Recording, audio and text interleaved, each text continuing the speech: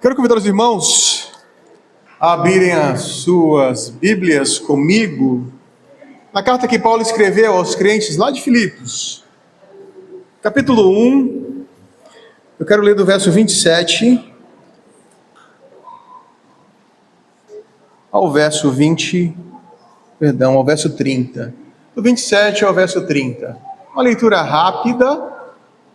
Filipenses, capítulo 1, do verso 27 ao verso 30. A palavra do Senhor vai nos dizer assim: não importa o que aconteça, vivam de maneira digna do Evangelho de Cristo, para que assim, quer eu vá e os veja, quer apenas ouça a seu respeito, na minha ausência, fique eu sabendo que vocês permanecem firmes em um só espírito, lutando unânimes pela fé evangélica, sem de forma alguma deixar-se intimidar por aqueles que se opõem a vocês. Para eles, isso é sinal de destruição, mas para vocês de salvação, e isso da parte de Deus, porque a vocês foi dado o privilégio de não apenas crer em Cristo, mas também de sofrer por Ele, já que estão passando pelo mesmo combate que me viram enfrentar e agora ouvem que ainda enfrento. Alguns anos atrás, dava aula na escola bíblica dominical de uma determinada igreja, e isso já faz quase 20 anos, uns 19 anos mais ou menos atrás. E durante a escola bíblica dominical, eu falei sobre Paulo, e falando sobre Paulo, das instruções que Paulo trazia à igreja do Senhor, de como Paulo propunha um roteiro à igreja do Senhor, o irmão que estava no banco levantou a mão, e ele falou uma das coisas mais assustadoras que eu já ouvi alguém citar numa escola bíblica dominical. Ele olhou para mim e disse assim: olha, Paulo não sabia de nada. Eu falei: não, irmão, mas está registrado na Bíblia, não é? É o apóstolo Paulo. Ele falou: Paulo não sabia de nada. Eu falei: mas como, irmão? Não, porque o apóstolo Paulo não sabe de nada. Eu falei: mas quem sabe? E ele disse: quem sabe sou eu. Quem vive igreja sou eu. Eu falei: irmão? Ele falou: sou eu que sei.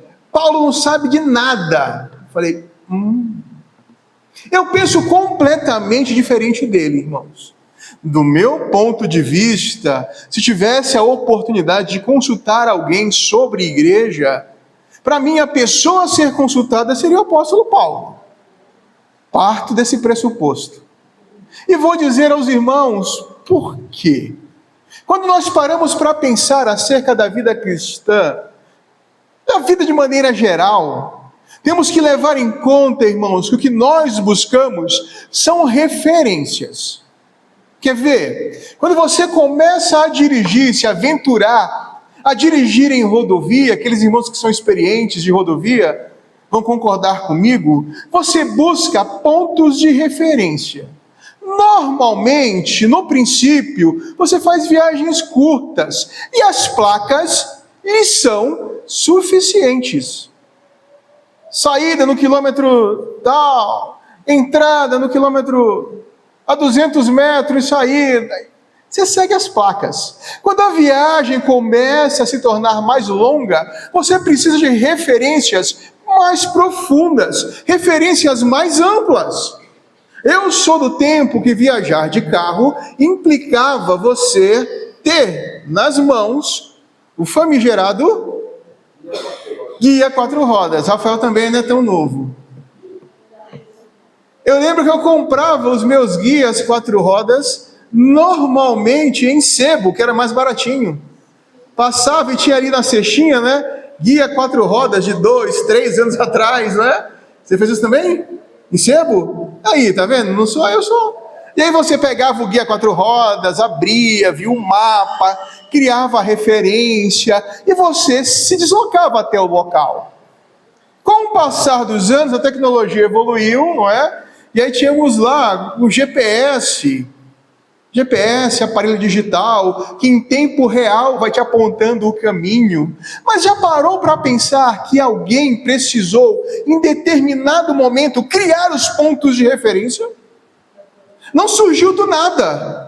Alguém precisou desenvolver uma rota, alguém precisou se deslocar por aquela rota para identificar quais eram os pontos, os locais onde tinham curvas, os locais de aclive, declive, para mensurar as distâncias. Alguém precisou fazer isso. O guia quatro rodas não surgiu do nada, não foi obra divina, mas alguém referenciou todos aqueles roteiros.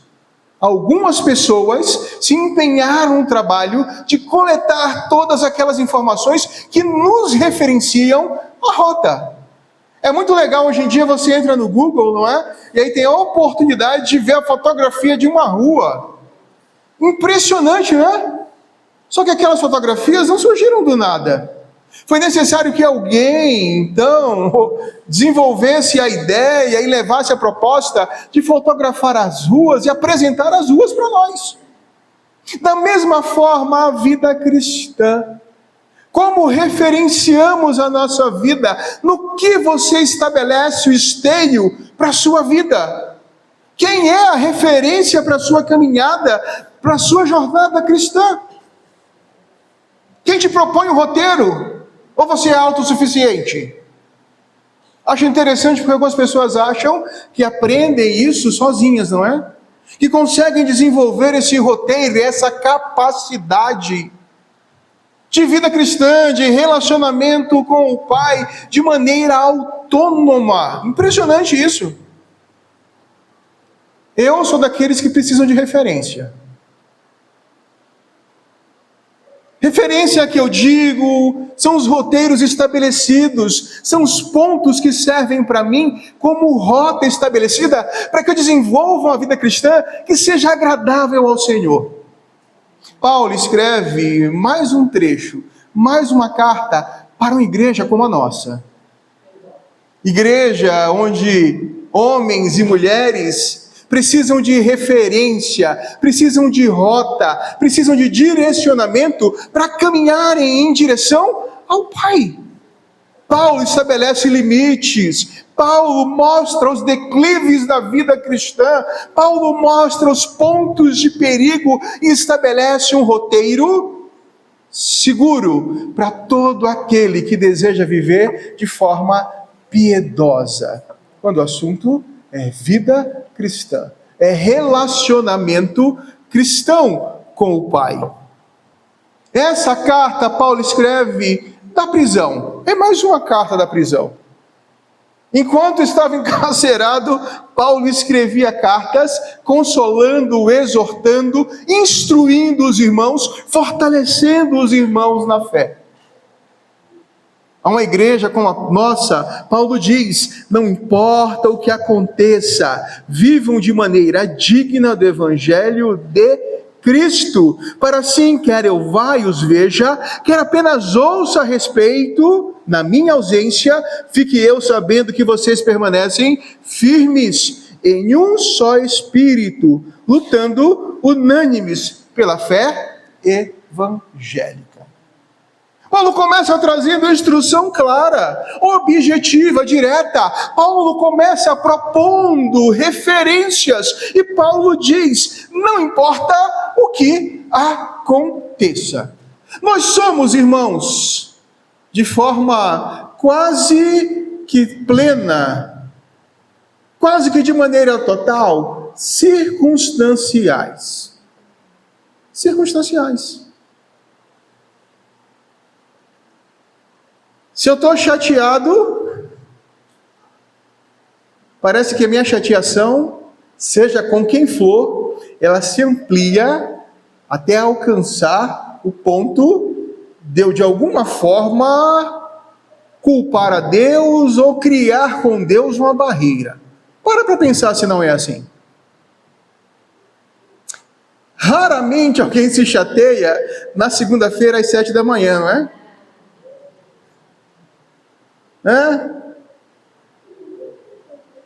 Segunda-feira, Lídia, 7 horas da manhã, Souza acorda, olha para você nervoso, que nem ele é nervoso assim. Fala assim, Lídia, meu café. Nervoso, né, Lídia? Estressado. Aí Lídia fica brava, né? Aí liga pro chefe, eu não vou trabalhar porque o Souza me aborreceu. Faz isso, Lídia? Quem dera, né? Quem dera. Imaginou, Isaac? Isaac acorda de manhã, procura o uniforme dele, da grande empresa Manguius, para trabalhar. Aí ele olha em volta e fala assim, a Michele não separou meu uniforme. Não separou. Eu não vou trabalhar hoje. Estou nervoso. Estou bravo. Vou ligar no supervisor e falar com ele, supervisor, não vou trabalhar hoje, porque eu estou chateado. Agora, já parou para pensar como é que funciona a minha relação com Deus? Já pensou como funciona a minha relação de um ponto de vista eclesiástico? Quando o assunto é vida eclesiástica na igreja? Alguns anos atrás, eu convidei um rapaz que trabalhava na igreja como servente. Olha, vai ter um culto no sábado, vem aí. Tá. Ah, não, pastor, eu até vim, rapaz. Mas sabe, é que a cunhada do meu primo vai fazer aniversário. Falei, valhei-me, a cunhada do meu primo. Interessante, né? Nossa relação com Deus parece ser circunstancial. Parece que eu só quero adorar, só quero exaltar, só quero glorificar ao Senhor em momentos convenientes. Aquilo que a Yara disse há poucos instantes atrás. Ó Deus, me abençoe que eu louve, exalte e engrandeça ao Senhor sempre, e não só em alguns momentos. Paulo exorta, instrui os crentes de Filipe, dizendo assim, não importa o que aconteça, não importa qual circunstância você esteja vivendo, não importa aquilo que você atravesse, não existe justificativa para outra atitude que não seja de louvar, exaltar, engrandecer, viver de forma digna do Evangelho de Cristo. Não tem justificativa, não tem. Não tem. Não tem. Concordam comigo? Só lembrando, tá, irmãos? Quem falou isso não fui eu, não, tá? Foi Paulo. Só não diga, pelo amor de Deus, que Paulo não sabe de nada. Por favor. Oi, Souza? Senão eu vou começar segunda-feira nervoso. É?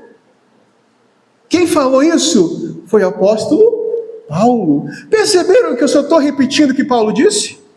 Notaram que eu estou só replicando a exortação que Paulo propôs aos crentes de Filipos? Até aqui, irmãos, eu não expressei opinião minha, não expressei opinião pessoal, mas só retransmiti aquilo que o apóstolo Paulo disse. Não existem circunstâncias que devam afastar vocês de uma vida digna do Evangelho de Cristo, da mensagem de Cristo. Interessante esses dias, parando para pensar acerca do fruto do Espírito, e como o irmão Marquinhos deve ter dito aqui no domingo passado à noite, o fruto do Espírito revela a nós o caráter de Cristo. Revela o caráter de Cristo, para que revelando a nós, possamos replicar em nossa vida. Lá com os irmãos eu tratei de uma forma diferente, enxergo o fruto do Espírito e nas suas repartições como competências que nós precisamos desenvolver ao longo da nossa jornada. E aí esse fim de semana, né, esse período de retiro, foi para mim assim, impressionante, né? Deus vai colocando a gente, ou no meu caso, não é? Situações para que eu possa colocar em prática o fruto do Espírito. Sendo mais específico, não é? A longanimidade, a mansidão.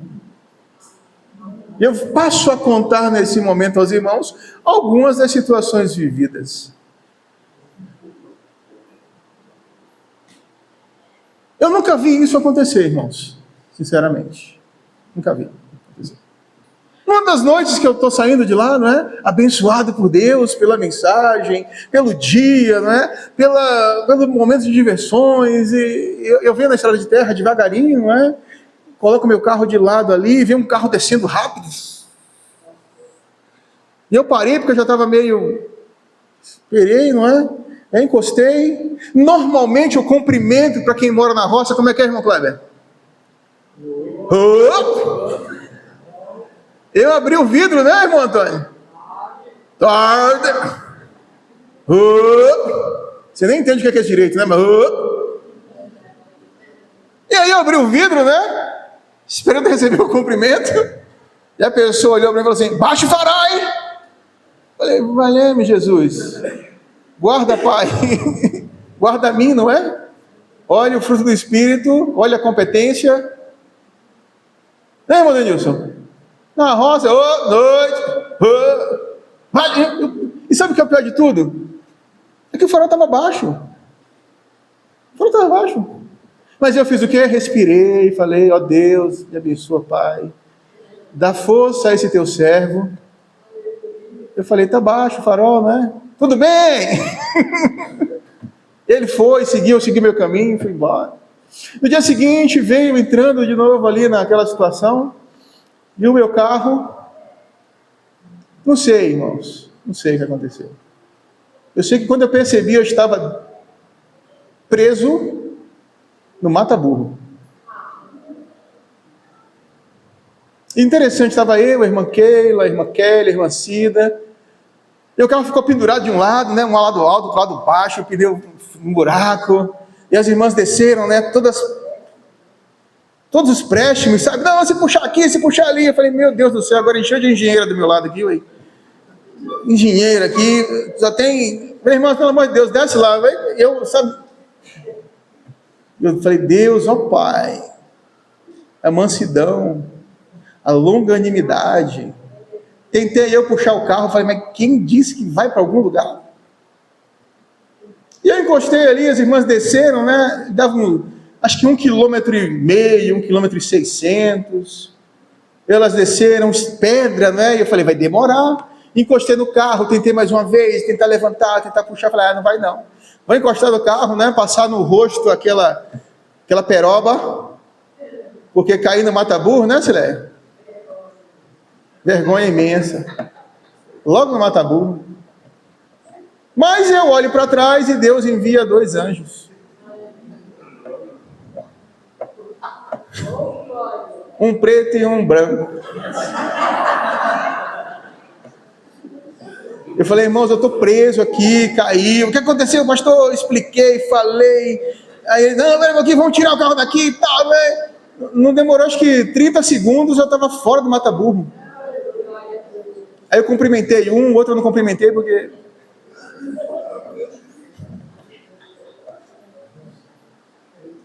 Parece simples, né, irmão? Contando nesse ambiente agradável, todo mundo cheiroso. É muito bom, muito bom.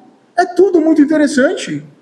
É tudo muito suave. Mas vivenciar aqueles momentos nos fazem correr o risco de ser levado pela circunstância e não viver de forma digna do Evangelho de Cristo. São ameaçadores. Para mim, e aí quem me conhece sabe disso, eu não teria problema se tivesse caído ali uma caixa de cachaça. Pacotes de entorpecentes. Mas um carro no mata-burro, para minha natureza, é duro, é bravo. Não sei vocês, não sei o que vocês passam, não sei quais são os seus dilemas e as suas lutas, não sei quais são as circunstâncias que vocês vivem no dia a dia que podem, que ameaçam a sua vida de ser desenvolvida de maneira digna do Evangelho, da mensagem de Cristo. Porque Evangelho é isso, são as boas novas de Cristo. das quais nós temos responsabilidade de anunciarmos.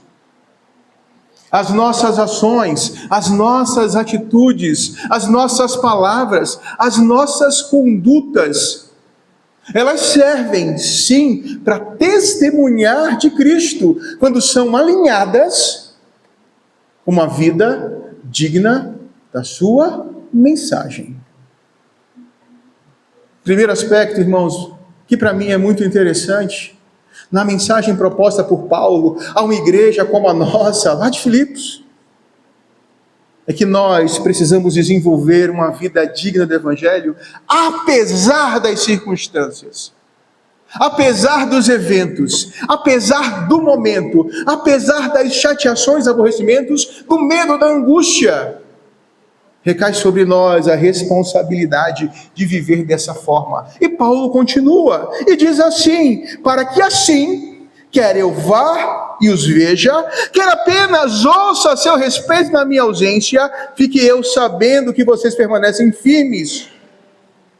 Segundo aspecto muito interessante, não é só com a disposição, com a finalidade, com a proposta, então, de sermos nós reconhecidos, mas com a finalidade de propormos a outros a experiência de servirmos ao Senhor de maneira digna. Como a sua vida repercute na vida do seu irmão? Como as suas ações repercutem na vida dos outros? O que os outros escutam a seu respeito?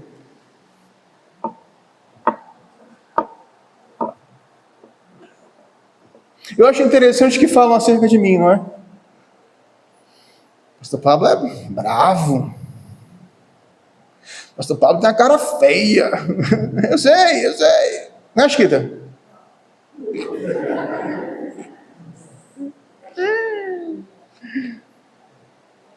Pastor Pablo é... Eu sei, que dizem isso. Irmãos, eu já disse para os irmãos, eu queria ser uma pessoa sorridente, alegre, feliz, contente. Sabe aquele que vê o cachorrinho, pega o cachorrinho, beija o cachorrinho, abraça o gatinho? Eu queria. Entendeu? Assim, você encontra a criança, você viu, eu fui cumprimentar o netinho do Cláudio ali, eu não sei como é que é o nome daquele netinho do Cláudio, como ele chama? Oliver. O Oliver passou, me trombou comigo, eu fui segurar para cumprimentar, ele já saiu brigando, eu briguei com ele também. O negócio é mais ou menos assim. É assim. Sou assim, irmãos, porque é o meu jeito. Mas lá no fundo, bem no fundo, tipo Titanic, eu sou uma pessoa alegre, contente, feliz. Em casa, quando elas querem brincar comigo, ou queriam brincar comigo no passado, elas falam assim: papai, dá risada aí. Eu estou sorrindo. Tá sorrindo?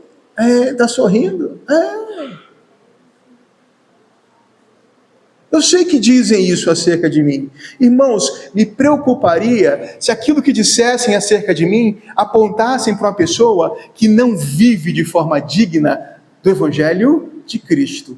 Isso me preocuparia. Isso traria a mim um grande peso. Mas graças ao nosso bom Deus, não tem sido esse o reflexo. Não tem sido o que tem repercutido acerca da minha pessoa. Graças a Deus. Graças ao nosso bom Deus. Sei que de vez em quando eu dou uma exasperada, não é? E aí o Souza estava comigo, não sei se a Lídia também estava perto. Estava o Souza e a Nádia, não é? Eu estava deitado na rede, lá no retiro, repousando e conversando com os irmãos, quase pegando no sono. E lá no retiro, no sítio, na chácara, apareceram 2 cachorrinhos. Sabe assim? Bonitinho, mas lá, no canto dele.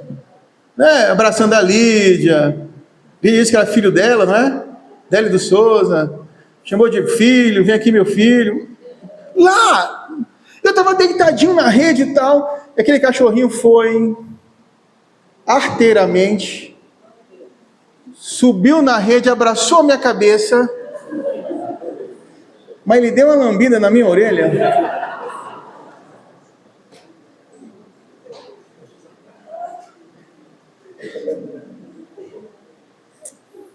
Mas foi tão rápido, tão rápido, tão rápido, que não deu nem para lembrar do fruto do Espírito. Foi tão rápido, tão rápido, tão rápido, tão rápido. Foi uma lambida assim. Mamãe. E o celular voou, chinelo voou. Eu quase cometi um ato de insanidade com aquele cachorro lá. E o Souza ficou assim olhando assustado, né? O que vai dar? A Nádia ficou olhando também assustada, né? O cachorro assustado vendo também. Mas naquele momento eu consegui respirar, retomei o fôlego, né? O cachorrinho saiu, chegou lá no gramado, deitou, né? Ficou no gramadinho tomando sol. Ele sobreviveu. Cito isso, irmãos, de forma descontraída, mas para avaliar em quantas circunstâncias que nós agimos, falamos, palavras que não glorificam, que não exaltam, nem que testemunham ao nosso respeito de maneira digna com a mensagem do Evangelho de Cristo.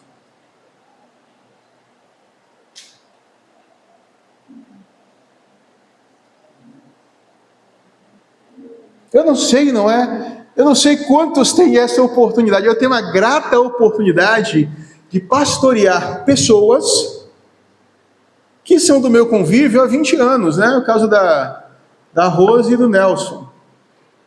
Pessoas que eu conheci criança, né? A questão do Isaac. Eu não lembrava, irmãos, que eu tinha batizado o Isaac. Ele me falou, pastor, você me batizou também. Eu não lembrava.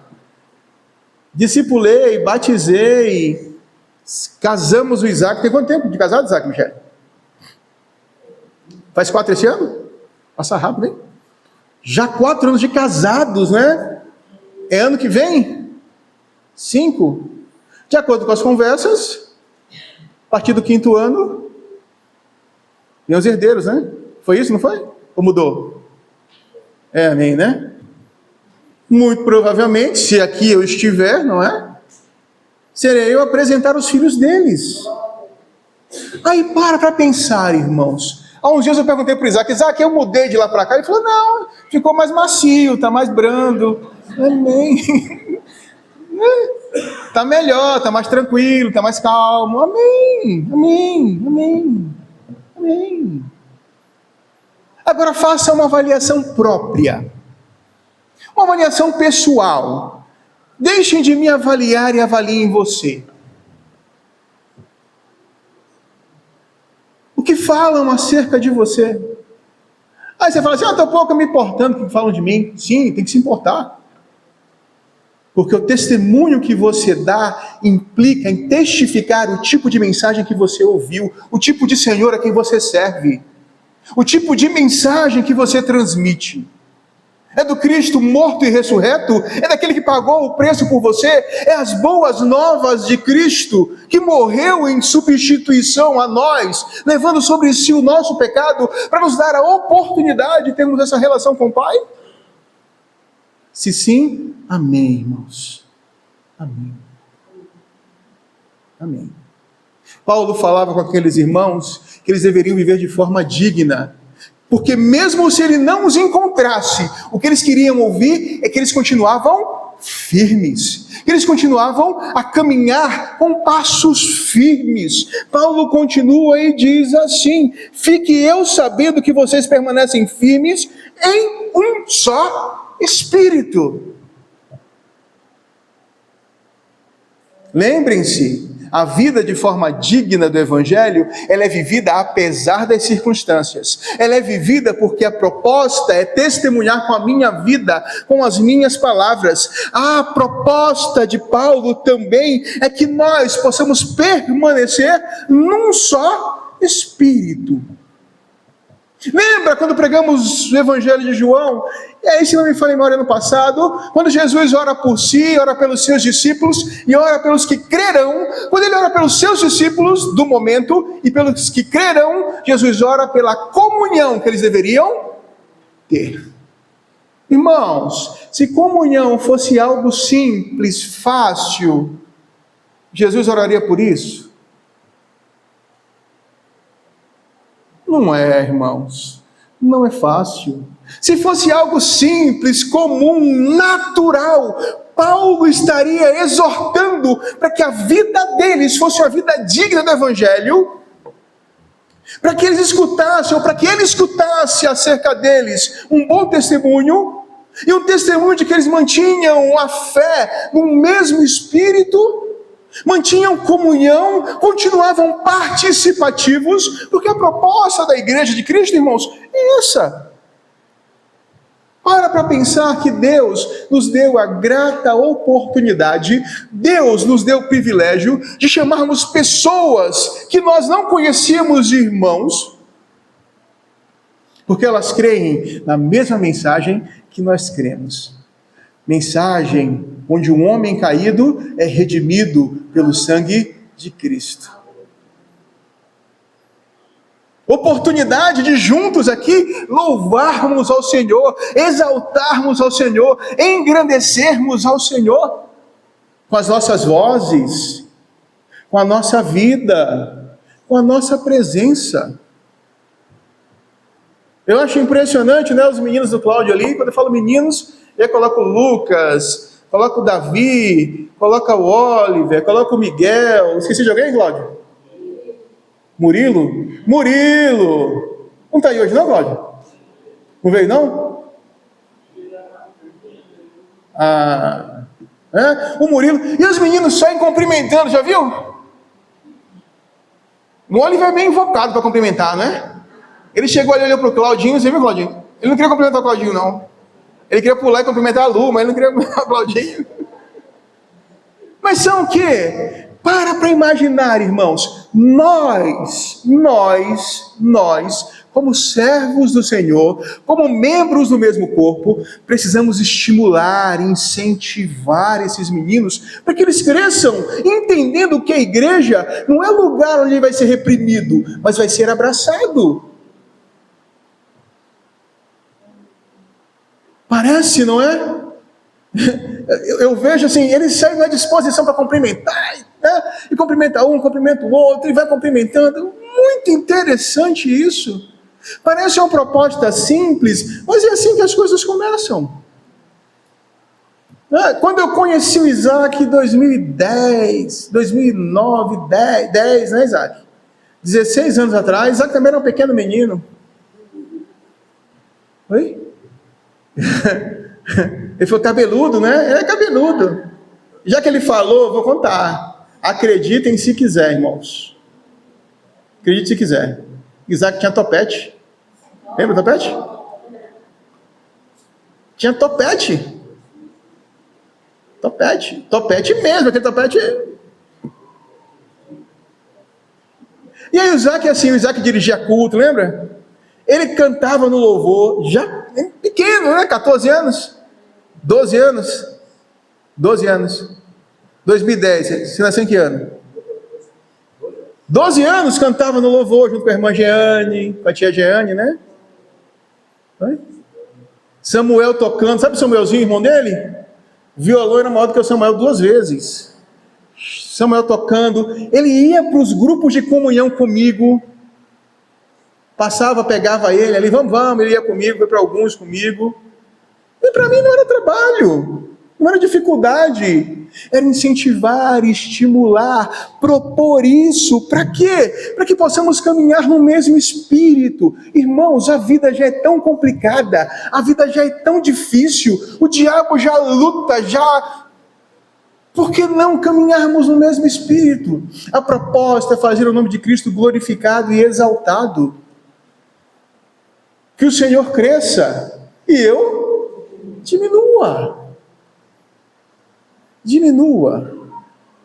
Proposta de Paulo em viver ou propor para aqueles irmãos uma vida digna é que Cristo fosse exaltado, engrandecido e glorificado. Paulo escreve a pessoas exatamente como nós, a pessoas que faziam parte de uma igreja como a nossa, homens e mulheres orgulhosos, medrosos, ansiosos. Propunham então uma caminhada a eles, assim como propõe a nós, estabelecendo um roteiro. Vivendo, irmãos, de forma digna, não importa o que aconteça, independente das circunstâncias.